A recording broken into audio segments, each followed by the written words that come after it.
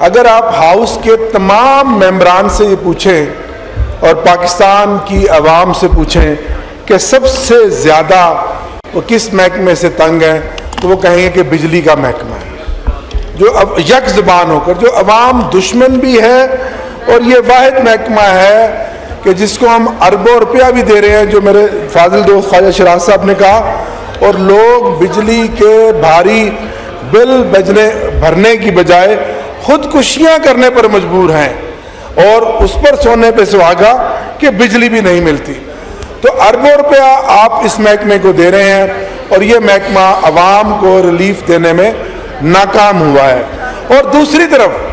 پیسہ بھی دے رہے ہیں لیکن اپ گریڈیشن کوئی نہیں، نہ نئی ٹرانسمیشن لائن لگائی جا رہی ہے۔ اللہ اکبر، اللہ اکبر۔ جی ڈوگر صاحب۔ جی ڈپٹی اسپیکر صاحب، میں کہہ رہا تھا کہ یہ محکمہ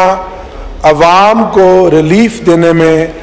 ناکام ہوا ہے، اور دوسری طرف جس طرح ہماری پارلیمنٹری لیڈر درتاج صاحبہ نے کہا کہ سب سے زیادہ بل اور 12-14 طرح کے ٹیکس بھی یہ وصول کر رہا ہے، تو میں، اور لوڈ شیڈنگ اس کے علاوہ ہے 12-14 گھنٹے۔ ایک طرف حکومت رینویبل انرجی کی بات کرتی ہے، اور اگر کوئی سولر لگانا چاہتا ہے سسٹم اپنے گھر پہ یا کارخانے پہ، تو آج کل گرین میٹرز نہیں دے رہے اور اس کے ٹیرف میں چینج کر رہے ہیں، تو ایک تو اس پہ بھی نظر ثانی کریں۔ پچھلے سال بھی منسٹر صاحب نے کہا تھا کہ سولر لگانے والوں کو ہم انکریج کریں گے، اور اسی طرح سر جو ٹرانسفارمر اگر مل بھی جائے اور میٹیریل مل بھی جائے، اتنا ناقص ٹرانسفارمر، اس کے اندر میٹیریل اتنا ناقص استعمال ہوتا ہے کہ وہ چند ہفتوں کے بعد ہی ناکارہ ہو جاتا ہے۔ اور سر سب سے بڑا جو بوجھ ہے، جس طرح خواجہ شیراز صاحب نے کہا کہ آئی پی پیز، ان کے ایگریمنٹس کو از سر نو دیکھیں، نئے ایگریمنٹ کیے جائیں، اور یہ جو آئی پی پیز ہمارے خزانے کے اوپر بوجھ ہیں اور ہماری عوام کے اوپر ایک عذاب کی شکل میں، اور غریب آدمی کی جیبوں سے اربوں روپیہ نکالا جا رہا ہے، خون چوسا جا رہا ہے، اس سے جان چھڑائی جائے۔ اور آخر میں یہ کہ ہائیڈل پروجیکٹ، جو پانی سے بجلی بنانے والے ہمارے پروجیکٹ ہیں، جس طرح انور تاج صاحب کہہ رہے تھے، 4 میں ان کے ضلع میں اور کے پی کے میں ہائیڈل پروجیکٹ جو چل رہے ہیں، حکومت پرائرٹی دے کیونکہ وہ سستی بجلی بنتی ہے، ان کو مکمل کیے جائیں۔ اور یہ جو ڈیسکوز ہیں، وہ میپکو ہو، سیپکو ہو، ہیسکو ہو، آپ کو خود معلوم ہے، وہ سارے کے سارے جو ہیں وہ عوام پر بوجھ ہیں، اور وہ اپنی اپنی جگہ پر ایک مافیاز بن گئے ہیں، تو ان سے جان چھڑائی جائے، ان کو پرائیویٹائز کیا جائے۔ اصل میں ان کو جو تکلیف پہنچتی ہے حکومتی بینچوں کو، وہ اس بات پر پہنچتی ہے کہ جب عمران خان صاحب کی بات ہم کرتے ہیں کہ انہوں نے ہمیشہ یہ بات کہی ہے کہ یہ ملک بھی میرا ہے اور یہ فوج بھی میری ہے۔ اور میں خان صاحب کی نظر ایک شعر پڑھوں گا کہ پرواز ہے دونوں کی ایک فضا میں، پرواز ہے دونوں کی ایک فضا میں،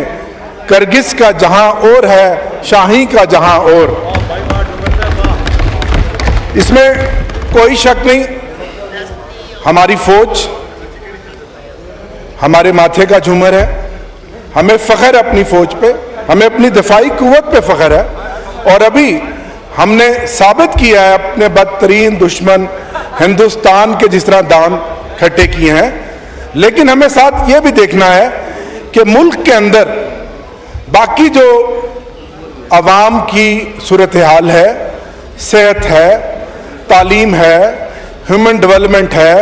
مہنگائی ہے، ان تمام چیزوں کو بھی ہم نے ساتھ رکھنا ہے۔ اگر فوج کے ڈیفنس کی بجٹ کی بات کریں تو میں سمجھتا ہوں کہ اب فیوچر جو ہے وہ سائبر جنگوں کا ہے، جیسا کہ آپ نے ابھی ایران کو دیکھا اور باقی دیکھا، تو ہمیں جو ہماری ایئر فورس نے جس طرح ہمارا سر فخر سے بلند کیا ہے، ہمیں ایئر فورس کی کیپیسٹی کو بڑھانا چاہیے۔ اب میری جو کٹ موشن ہے اسپیسیفک، وہ ہے سول ایویشن کے متعلق، کیونکہ سول ایویشن کی ڈویژن ضم ہوئی ہے ڈیفنس کے اندر۔ تو ملتان ایک انٹرنیشنل ایئرپورٹ ہے، ملتان گلف پورے کو فیڈ کرتا ہے، کیونکہ جنوبی پنجاب کے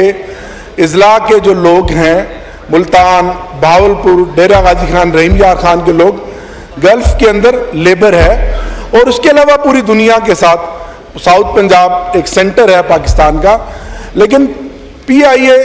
की ना इस्लामाबाद के लिए कोई फ़्लाइट है, ना हार्डली कराची के लिए 1-2 फ़्लाइटें हैं, ना किसी और शहर के लिए।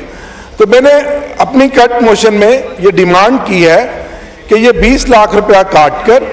PIA को आप स्ट्रेंथन करें, अगर आप प्राइवेटाइज नहीं कर रहे, और मुल्तान से इस्लामाबाद और दीगर शहरों में और इंटरनेशनली परवाज़ें चलाई जाएं, ताकि ये जो मिनिस्ट्री डिफेंस के अंदर आई है ये स्ट्रेंथन हो सके और PIA हमारी कौमी एयरलाइन है ये आगे बढ़ सके।